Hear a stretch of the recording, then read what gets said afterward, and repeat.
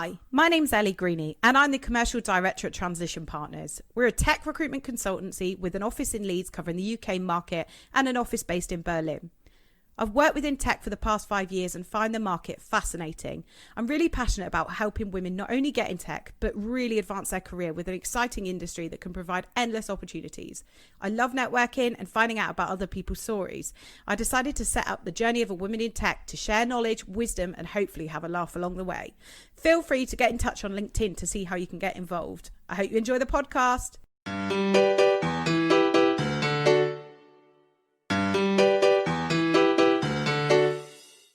Hello and welcome to the Journey of a Woman in Tech. I am super excited to come back and be recording a session today as I've taken a little bit of time off.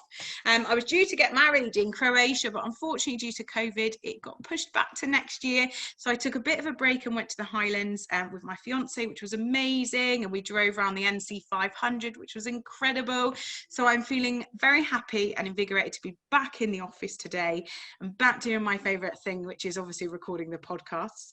And today I've got the fabulous Jo Prosser on, who's the head of technology at Sky in betting and gaming. Jo is dedicated to providing inspirational leadership through promoting a culture of innovation, empowerment, collaboration, and developing high-performing teams, which I love. I've actually recruited for Jo in the past during her time at StepChange debt charity, but it's been a minute. So it'd be great to catch up with you today. How are you doing? I am great, thank you. Yeah, doing really well. Right, good. And everything been okay for you during lockdown? Yeah, it's been okay, not too bad. I must admit, I struggled when the schools were off. So working full time at home with 2 children, and I'm a single mum. So that was quite a stretch, to be honest. So I won't lie, I'm glad they've gone back to school. How old are your kids? I've got a son who's 15 and going through grumpy teenager stage, and then I've got a daughter who is 9. And to be fair, they've been relatively self-sufficient, but I've enjoyed that guilt feeling I think that everybody have, which is I'm on a call, leave me alone.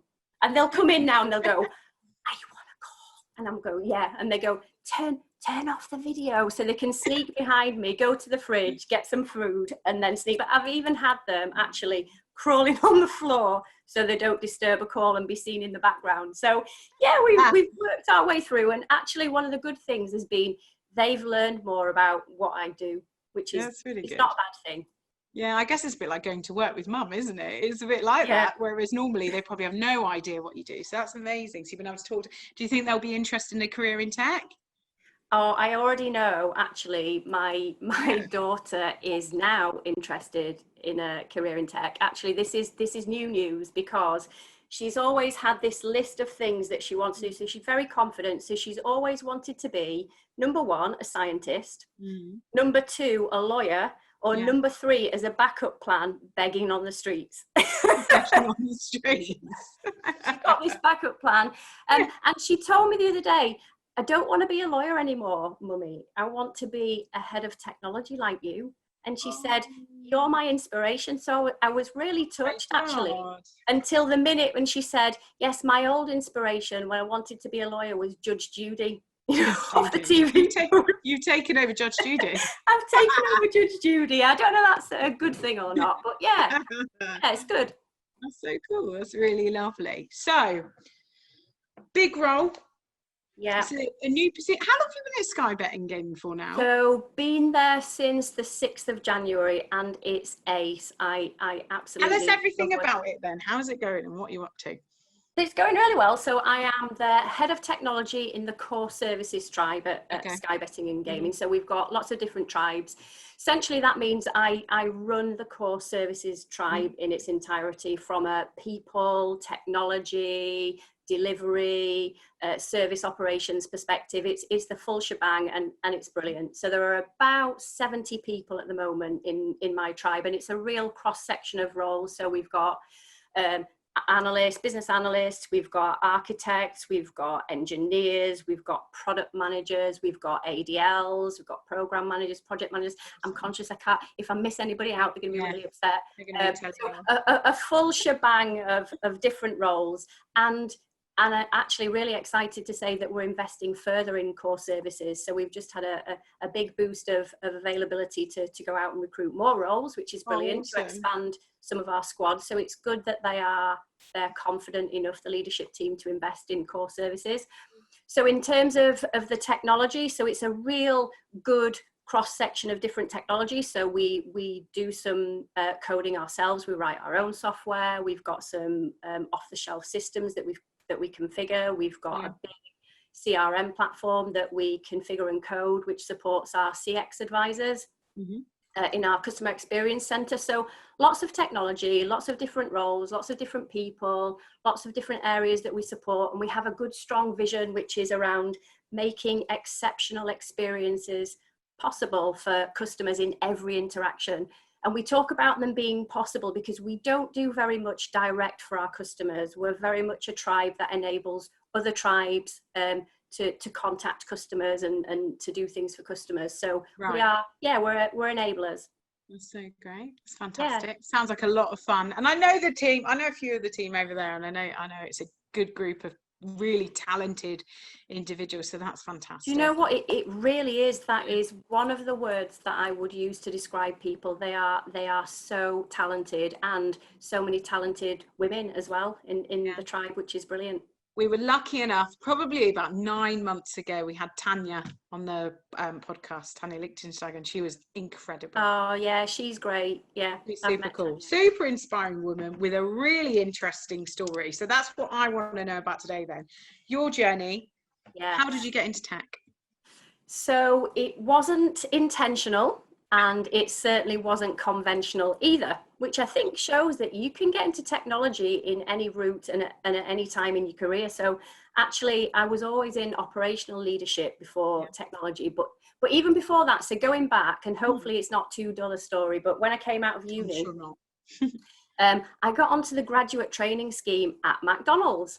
And when I tell people about this, they go, "Oh, you flip burgers."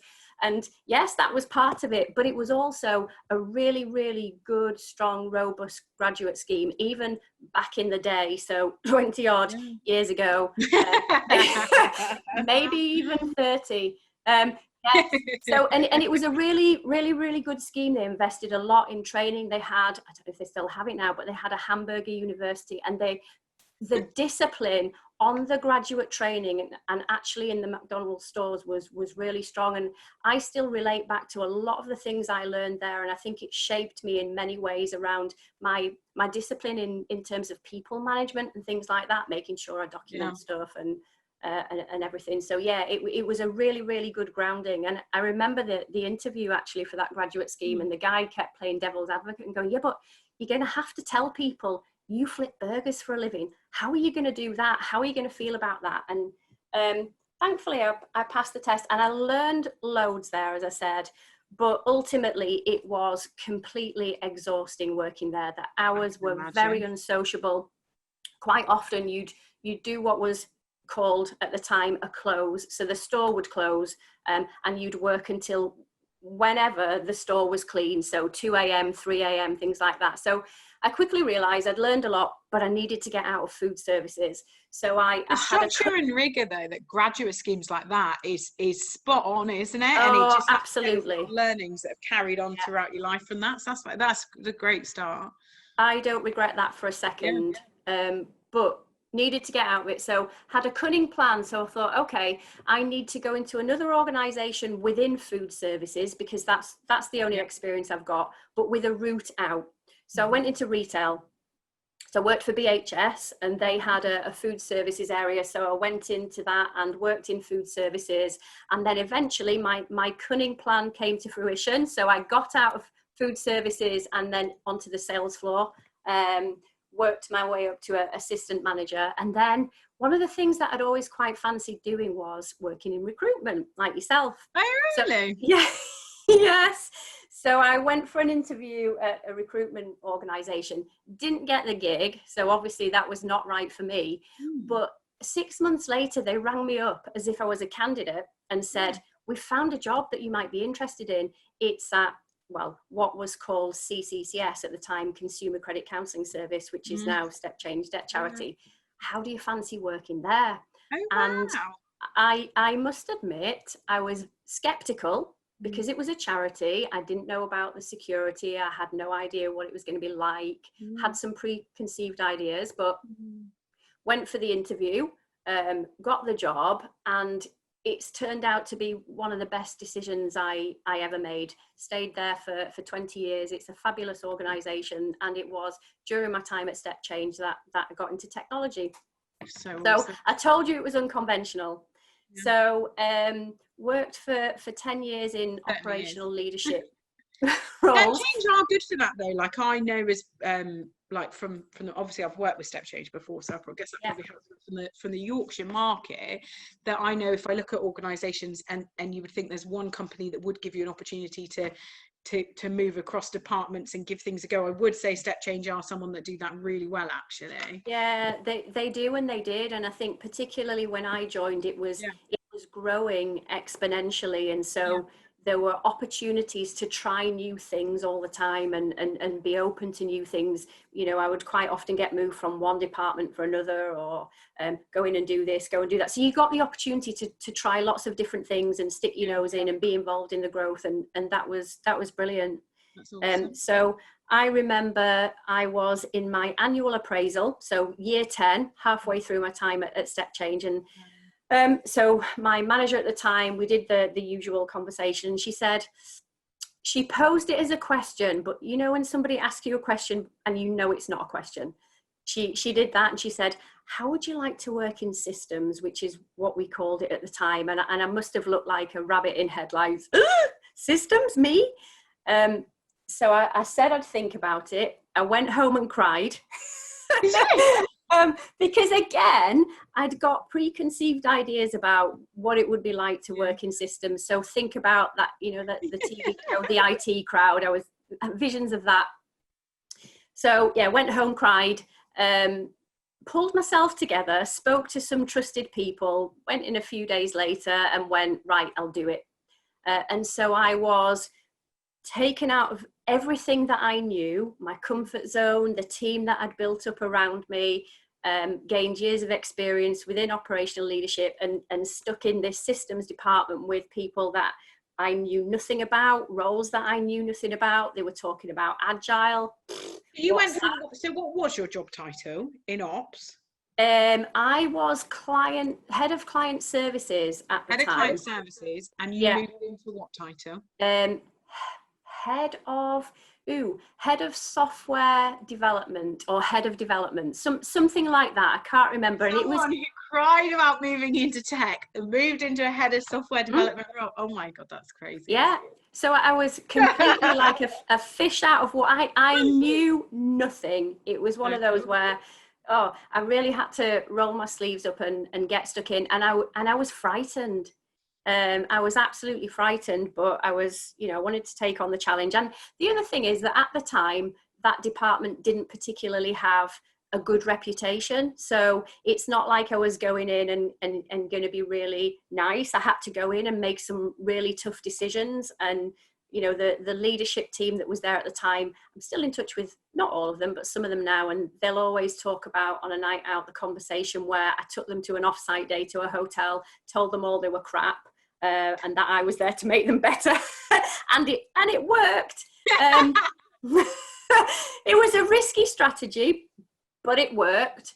And so yeah, knowing nothing, I just applied good leadership skills, because they're so transferable, aren't they? It's giving people direction, it's empowering people, giving them clarity, making sure that you're prepared to reward and recognize really good behavior and really good results, but equally take the tough decisions where there aren't good behaviors, where there isn't good performance. And it's all of those good generic leadership skills that I applied. And there were some really supportive people as well, a number of people that I couldn't have done it without getting them on side, working with them. So I ended up being in that role for about 7 years, I think, and I loved it in the end. It was a real baptism of fire though. It's not easy, is it? It's not easy working in technology. If you want an easy life, if you want a 9-to-5 job, if you don't want stress, then you don't work in technology. Well, I mean, you moved in at a very senior level, so that obviously will have had an impact, but also as well, it must have been really hard moving in at that level with no technical background. And what's 10 years ago, 7 to 10 years ago, back then people used to speak very like in acronyms, and people used to, I mean, when I first moved into tech, people were different. Now I think people are a lot more open, and they're happy to tell you that they explain things a lot better because of the whole way of agile working and customers first and all this piece, which has grown as the industry has, and the industry trying to be more inclusive. But years ago, they probably weren't like that at all, and that must have been really tough for me. I was the one asking the stupid questions. You know, what's a functional spec? What's a BRD? Yeah. How does this work? What's that? And I think I said up front, I'm going to have to ask the stupid questions. And it is fortunate that I had some really good people who were very open to that. Yeah, well, I'm sure your reputation within the business probably helped with that as well. You obviously, and you knew the business and the end customer, which is obviously the people who need support, is really fantastic. You knew them inside and out, so that probably played a huge impact. So that was the journey into technology. It was that is an unusual one, isn't it? Yes, that's a good one. I like that. Sure. So what challenges, you mentioned there some of them, but it would be good to delve a little bit further into that, challenges faced along that journey? Apart from the fact that I was put into lead a department about which I knew nothing, and I think that was the key thing. I think I've never had any challenges simply because I am a woman in technology. I think there are challenges every day, aren't there, in technology in general, but I don't know whether I've encountered any challenges because I was a woman. Actually, I think, and I don't know the exact figures, but thinking back, the ratio of female to male employees at that time was really, really low. I think there was probably StepChange was probably better than most, I would say. Yeah, I think there was probably about 3 or 4 women at the time in what was a department of about 40 odd people. So that was, that was quite low. I knew when we started working with them, which was probably about 3 years ago. I worked with them for about 1.5 years, 2 years, and we helped support that on that diversity piece, and it was really fantastic to see. So the main challenge was just not knowing what I was doing. And they say, don't you, you've got to fake it until you make it. And so I did that, but yeah, going back, did you find that you struggled massively with imposter syndrome, or? I did, and I do. You know, I think I always will. Even now, you know, I work for a fabulous organisation, and I think, how am I actually doing this? How can I be here doing this job, just being me? You know, am I worthy? It's that sort of thing, and I think I've always suffered from that, and I think many people have. But I suppose you're just doing your best in life, whether you're at work, whether you're being a parent, you're doing the best that you possibly can in many circumstances. You're winging it, and you're just making the best decisions that you possibly can with the information that you've got. I think so. I was actually having a discussion earlier with a lady called Deborah O'Neill, who works at Oliver Wyman. She's head of digital practice there, and a really interesting lady. And she was chatting to me about how, because I was saying in consultancy, obviously every time you go into a project, you're paid to know what you're doing, aren't you?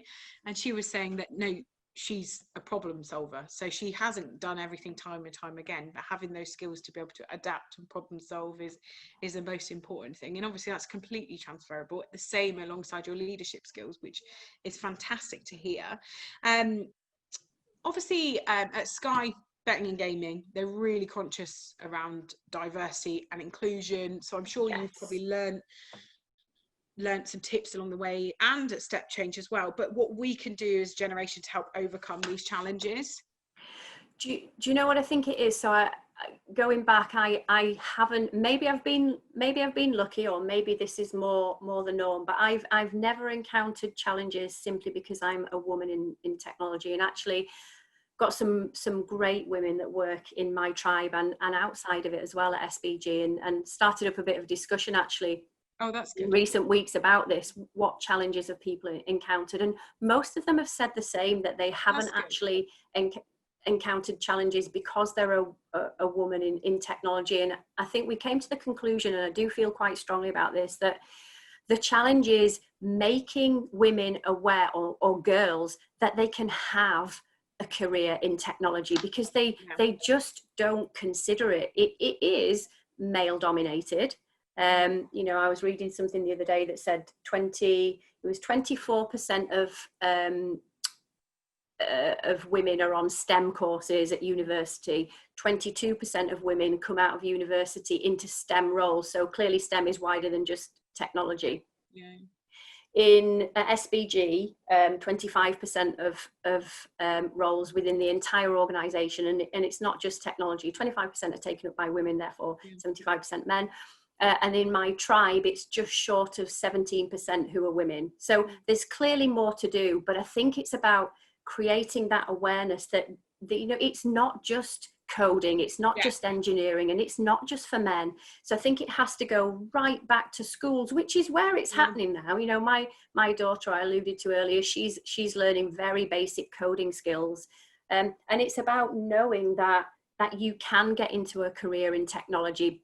But not just that, you know, they focused on the coding, and I hope it's more than that, because it's about knowing that there are so many different roles that you could possibly embark upon. So, you know, product management, project management, you can be a business analyst, you can be a tester, all these things, and they have to know that this is indeed a possibility, so that they can decide what they want to do. And somebody else said to me, somebody who I rate very much, actually said to me, you've got to see it to be it. So I thought that was a great line. So I think women being in technology encourage others to get into it without having to do anything, just being seen in a role as a woman, you know, in what is a male dominated industry. Being successful, hopefully, is enough to encourage other people. And then I think there are proactive things you can do to, you know, to encourage people to come and do that. So the more of us there are, the better. Yeah, definitely. It's people, and role models are people that kids see around them, right, when they're younger. And I think it's really important to gain access to that. On that, who's been your greatest role model and why? So I think I don't have a specific role model. I think the role models, and I think when somebody asks you who's your role model, you tend to think about celebrities or famous or prominent people, and I think it's everyday women for me who work full time, who have children, who try and be successful in everything, and beat themselves up for not being successful. So it's those women that are my role models. So aspiring to be successful like they are, aspiring to do a good job with your children, at home, with your friends, time for yourself, a successful career. It's people who are successful, and not even successful in doing that, but people who get by, because that's really hard. You know, I think it's quite easy to look at somebody, let's take somebody like Sheryl Sandberg, and she's got lots of famous quotes, and you know, we all know what she's done and things like that, but she's rich.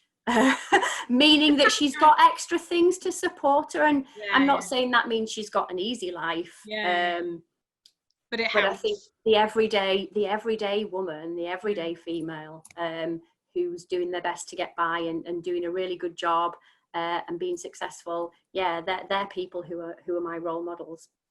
I think that's true. Or the underdogs, or people who have turned things around, because that's so much harder, isn't it? Yeah, absolutely. Yeah. What would you say then your greatest achievement to date has been? So high up there, I think, is the one that we've already talked about. So being taken out of everything that I know in my comfort zone and plonked into something that's not. However, so on that journey, actually, in technology at StepChange, was probably an equal challenge, but a different one. So when I took over in my head of development role, systems, as it was called then, was in two separate departments. So there was the development department, and the support department. And it got to a point where the director at the time, who was responsible for those areas, decided he wanted to merge them together and make them one department. So I was successful in my application for that role. And again, it was a similar situation because I'd learnt about software delivery. I'd become comfortable and cognizant around that. But support was a whole new thing. You know, you're dealing with live clients, as it was, and live systems, and you need a completely different mindset for that. So I had a big job, which was to unify those two separate departments into one. And that was a big challenge because it was two separate management teams, it was two separate cultures, it was two separate ways of working. The two departments didn't necessarily get on. There was a little bit of competition and not always necessarily in a good way. So my task was to unify those two departments together to make a fully functioning IT department that covered the full breadth and depth of everything that was technology related. So how did you do that then? Because I think there'll be women listening who are leading a team of two and they need to unify that team, or do you know what I mean? It sounds a lot easier than it actually is when you're in the depths of it. So I'd love to know about how you went around that. Yeah, so it's one of the things that's really important to me is building strong teams. And we're doing some training actually at SBG at the minute. They invest a lot in training. We're doing something called Finding Your Edge.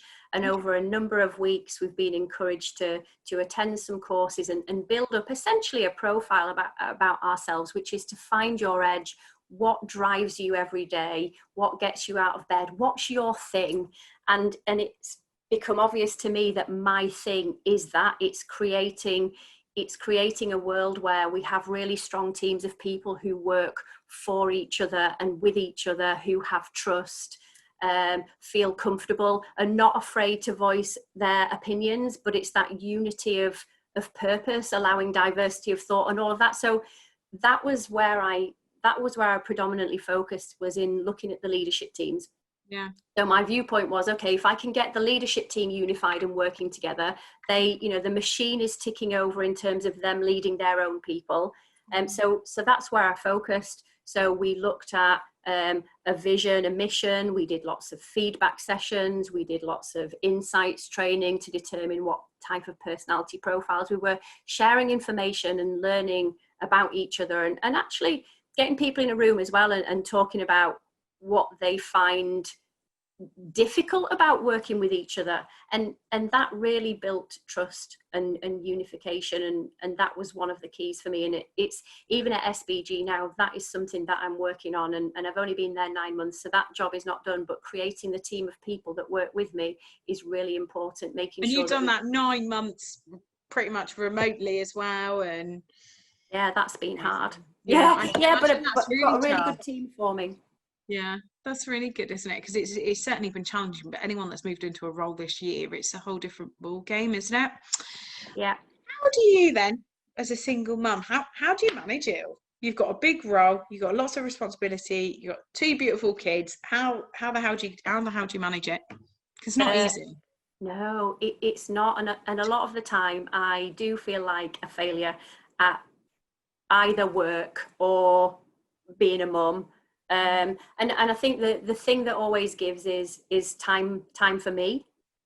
So if I'm working, I feel guilty about ignoring my kids, as I have done while we've been in lockdown. Go away, I'm on a call.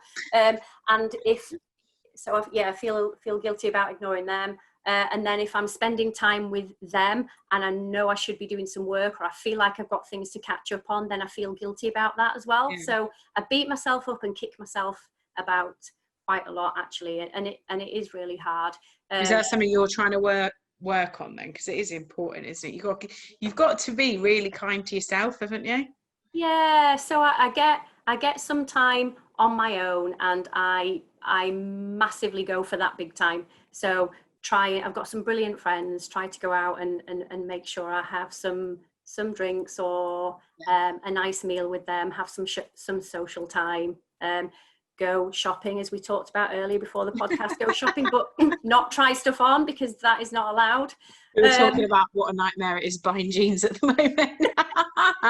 You can't try them on, so you've got to buy 6 pairs, take them home, try them on, and take 5 or 6 back. But yeah, it is hard, and I don't actually think there's an answer. But I think it takes time, doesn't it? Yeah, you've got to be kind to yourself, because as leaders, it's quite often that we'll say it, we'll do the talk for all our team, and you want to look after them, and you take them under your wing, and you say, oh, well, work-life balance, but then it's quite easy to forget of yourself, isn't it?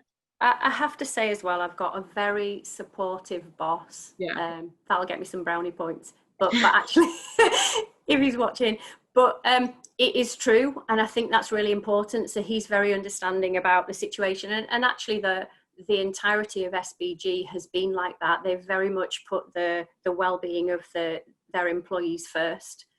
Look after your family. Who do you report into? So I report into Simon Ince. He is director of core technology, and he's a brilliant leader. So really, lovely to hear, isn't it? Good.